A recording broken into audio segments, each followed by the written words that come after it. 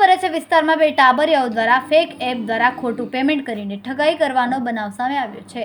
સમગ્ર ઘટનાનો વિડીયો ત્યાં લગાવેલા સીસીટીવીમાં કેદ થઈ ગયો છે. મળતી માહિતી મુજબ વરાછા વિસ્તારમાં ટોબેકોની દુકાન ધરાવતા વેપારી પાસે બે ટાબરિયાઓ મોપેડ પર આવીને જમ્બો તમાકુના 2 બોક્સ ખરીદ્યા હતા.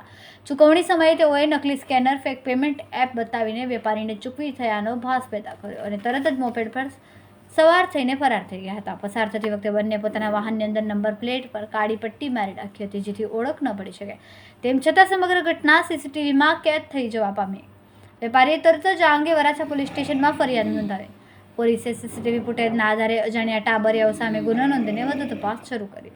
પોલીસ હાલ મોપેડ તથા આરોપીઓની ઓળખ શોધવા માટે ટેકનિકલ સર્વેલન્સનો સહારો લઈ રહી છે.